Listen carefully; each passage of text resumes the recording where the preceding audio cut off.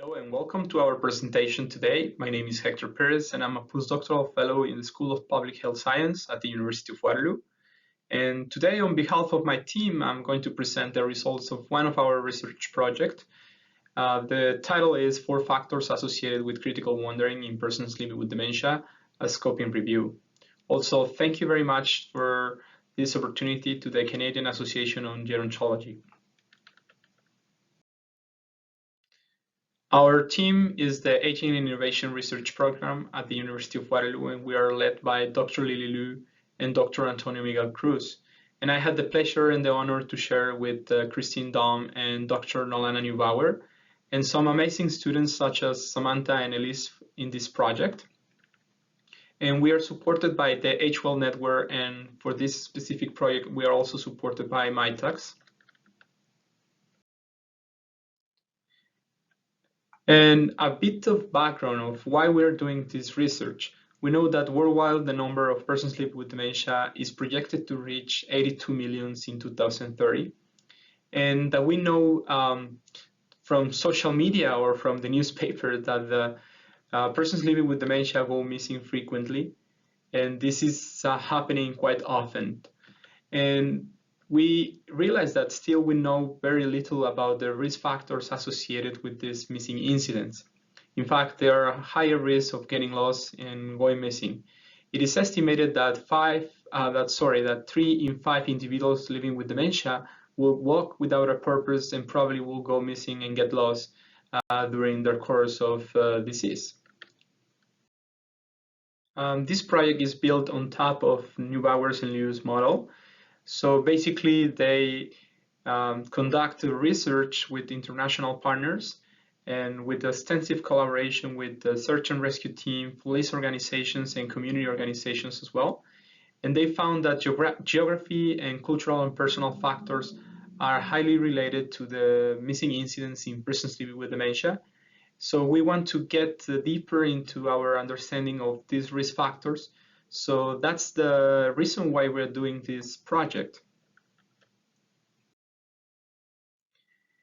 Just to have an overall picture of how big is this issue, a very recent study published in Japan revealed that in 1 year, they had almost 17,000 cases of persons living with dementia who go missing and get lost.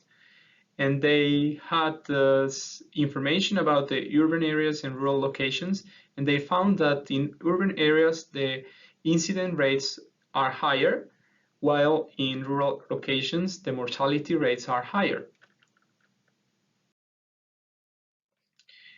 And also one study published in Canada revealed that in cities like Toronto, there are from 5 to 10 calls every 24 hours. So this is just for us to have an impression of how big is this issue.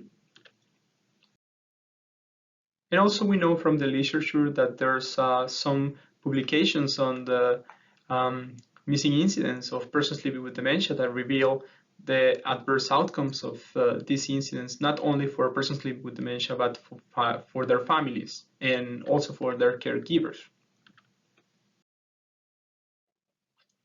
So the objective of this research was to identify the risk factors associated with the missing incidents in persons living with dementia, acknowledging that this population, especially persons living with dementia, cognitive impairment, or Alzheimer's disease, there are higher risks of becoming lost into their communities.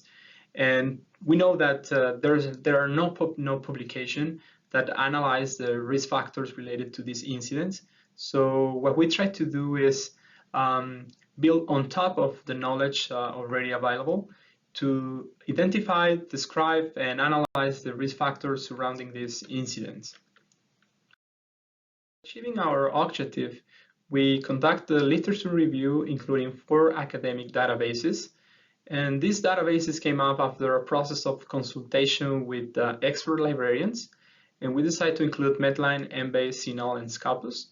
And we search for the papers and documents that refer missing incidents or incidents of getting lost and going missing in persons living with dementia, but also including cognitive impairment and Alzheimer's disease.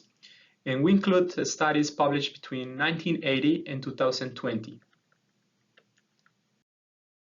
We follow along the methodological framework proposed by Dot et al. This framework includes different steps. One of these is the consultation with domain experts or subject experts.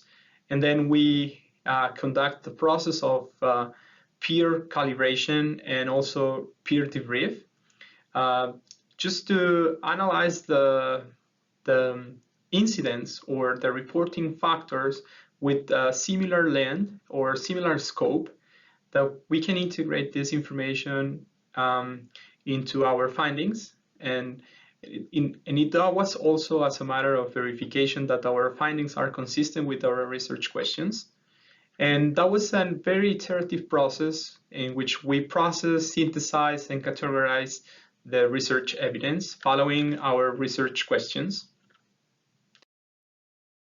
And our results reveal that there are multiple terms and definitions and connotations for the term wandering. There is really no consistency between authors or even geographical locations about what wandering or critical wandering means. We identified 3,376 publications, and 73 met our inclusion and exclusion criteria. And here we identified 27 items of risk factors with more than 500 single items or examples of raw data. And the top 5 categories of risk factors are cognitive impairment, physical environment, responsive behavior, personal characteristics, and age. And after a process of consultation between an interdisciplinary team, we classified these items in 4 main risk factors. The first one is physical environment, the second one is health condition, the third one is personal characteristics, and the last one is symptoms such as sleep disorder and agitation. In this review, we identified 4 main categories for risk factors, and we include in these categories the 27 items of risk factors with the more than 500 single items or examples of raw data. And we acknowledge that this topic is relevant, not just because of the number of persons living with dementia that is expected to reach in the upcoming years, but for the persons living with dementia to sustain and maintain their autonomy and independence. And also, we think that if we have more information about the risk factors surrounding these incidents, we can define and design some proactive strategies to prevent these incidents and also to inform search and rescue teams, family members, and healthcare professionals. Because we know that these incidents happen almost every day, and we know that from the social media or from the newspapers and different sources of information. And this is not an issue exclusive from Canada, but this is happening worldwide. So the next steps for this project includes the publication of these results in a journal article, and then we will validate this model using historical data, and we will create a model that can estimate the risk of getting lost and going missing in persons living with dementia. Some final comments. I would like to acknowledge the healthcare and community organizations that are partnered with us in this project. And I will also acknowledge our team for their great effort during this project, and acknowledging also that international and national collaboration is key to understand the issue, but also to provide solutions that can improve the lives of persons living with dementia, cognitive impairment, or Alzheimer's disease. Thank you very much. If you want to learn more about our research projects, or if you want to learn more about this specific research, please scan this QR code to watch a video. It's a very short video that I prepare to explain what is the problem and what we're trying to achieve with this project. And if you're interested in learning more about our ongoing research projects, so please visit this website. Thank you very much. My name is Hector Perez.